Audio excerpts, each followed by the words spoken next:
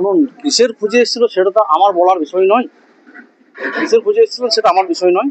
আমি বাড়ির ভিতরে বসছিলাম, হঠাৎ ওনারা একসঙ্গে 15-20 জন এসে আমার গেট খুলে ভিতরে ঢুকে গেল।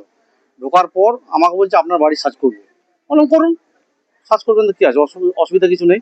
আমি বাড়ির প্রত্যেকটা রুম খুলে দিলাম, আলমারি খুলে দিলাম, খাটের যেগুলো বক্স খাট ছিল সে ভিতরগুলো সব খুলে দিলাম। ওনারা সবই চেক করলেন।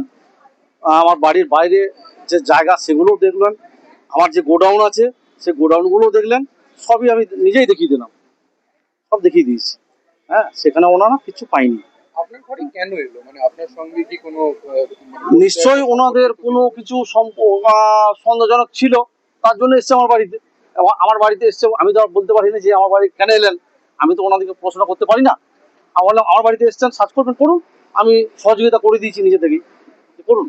এরা কি স্থানীয় পুলিশ নাকি বাইরে থেকে? না, বাড়ি থেকে এসেছিলেন, অফিসার ছিলেন। এবার কোথায় বাড়ি সেটা আমি বলতে পারবো না।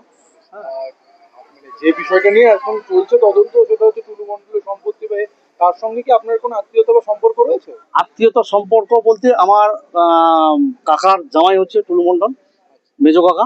আমি হচ্ছে বড় ছেলে। হ্যাঁ, আমার বাড়ি হচ্ছে এটা। হ্যাঁ, এটা আমার গোডাউন, ওটা আমার বাড়ি।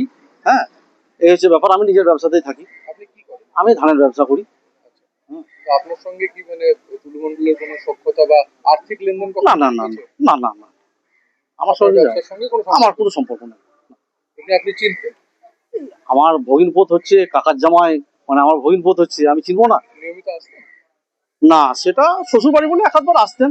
হ্যাঁ, শ্বশুর বাড়ি সে তো আসবেই। খুব একটা দেখা সাক্ষাৎ না না, হয়নি? ও ব্যবসার কাজে ব্যস্ত থাকতেন, ওই জন্য আসতে পারতেন না। হ্যাঁ, ব্যবসার কাজেই থাকতেন।